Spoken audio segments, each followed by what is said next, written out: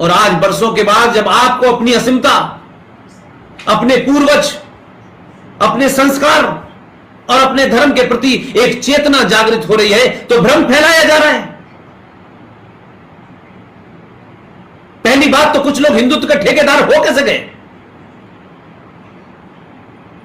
ये कथा बांचने वाले लोगों ने हमको ज्ञान देना शुरू कर दिया। ये उनकी निजी राय हो सकती है। हमारे इमोशंस, हमारी संवेदनाओं को जिस तरीके से आपने उसका दोहन किया, हम आपका सम्मान, आपको उस आसन पर इसलिए बैठे देखना चाहते हैं कि आप सनातन की बात कर रहे हैं, आप धर्म की बात कर रहे हैं, आप राजनीतिक लोग नहीं हैं। आपको यह नहीं बताना है कि मौला रे मौला क्या है और अली क्या है। यह ज्ञान देना है तो गेरुआ वस्त्र का चोला छोड़े और सफेद कपड़े पहने और बात करें समाज में। हमारी आपके साथ भावनाएं जुड़ी हुई हैं। आप हमारी भावनाओं पर चढ़कर के गद्दी के इतने बड़े उस पर पीठ में बैठेंगे और वहां बैठ करके ज्ञान देंगे कि इसमें क्या फर्क चल रहा है, यह आपकी निजी राय नहीं हो सकती।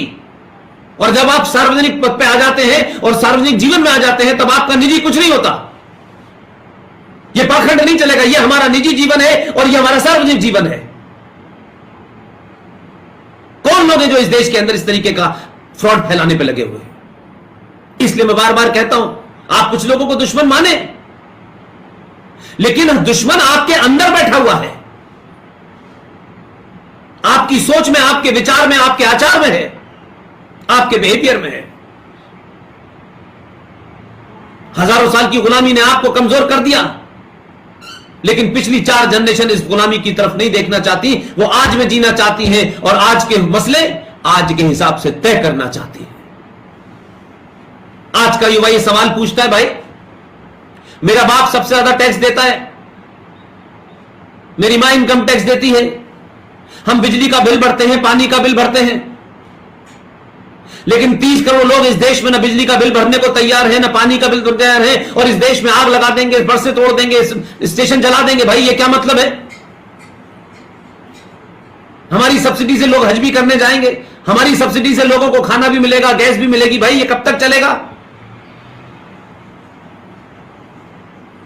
तो ये झूठ और पाखंड 21वीं सदी का युवा मानने के लिए तैयार नहीं है। इसलिए बात तथ्यों पे होगी, और जिसको ये तथ्य पसंद नहीं आते, जिनको इन तथ्यों से परेशानी होती है, वो फिर हमारे साथ नहीं है और हम उनके साथ नहीं है।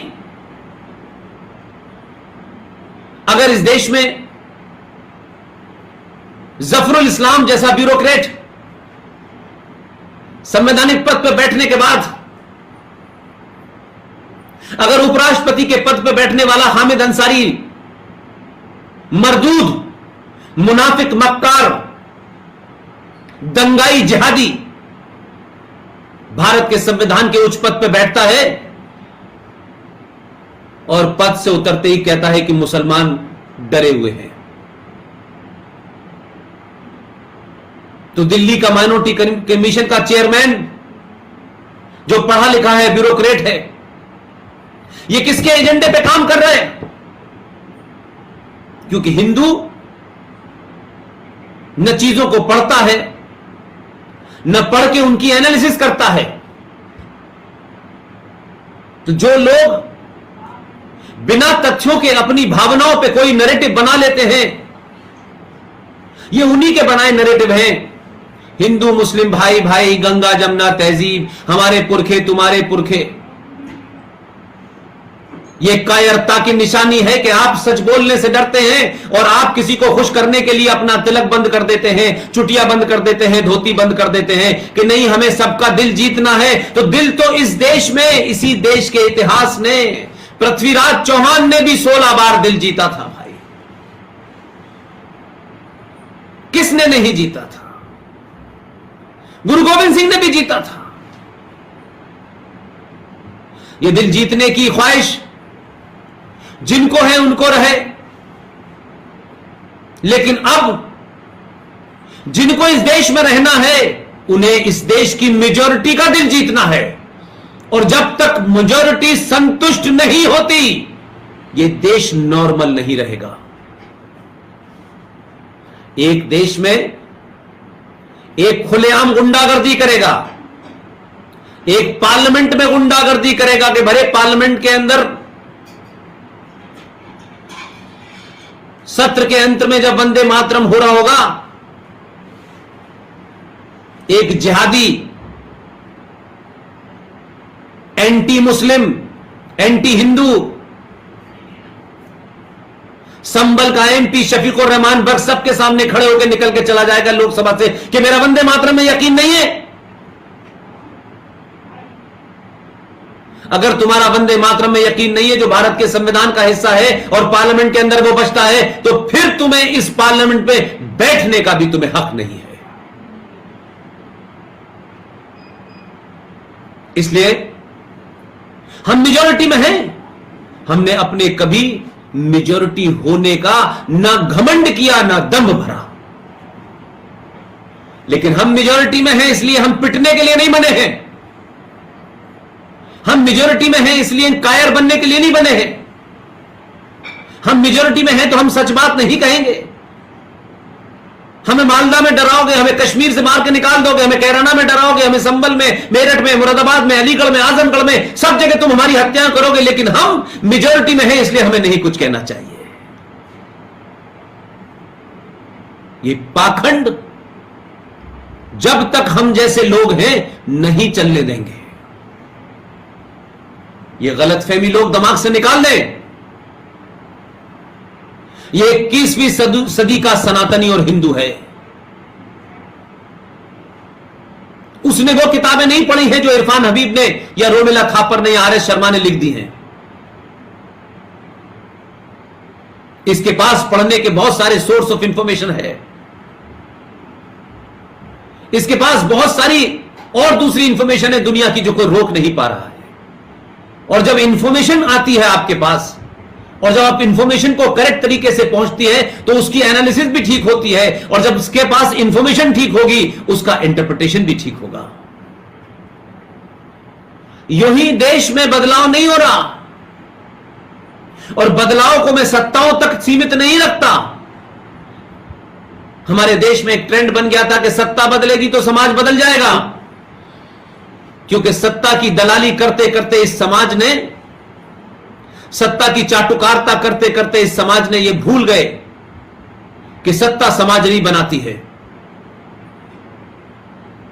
मैं मानता हूं पहले समाज के सोचने का नजरिया बदलता है, निगाह के सामने जो तस्वीर आती है वो बदलती है।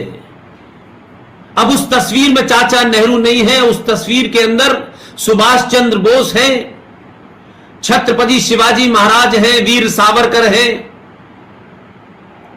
और तस्वीर बदलने से जहन बदलता है, जहन बदलने से दिल बदलता है, और दिल बदलने से आप बटन बदलने की शक्ति में बटन भी बदल जाता है। और जब सही जगह बटन दबाते हैं तो सत्ता बदल जाती है। इसलिए समाज एक परमानेंट इकाई है, सत्ता आनी जानी है।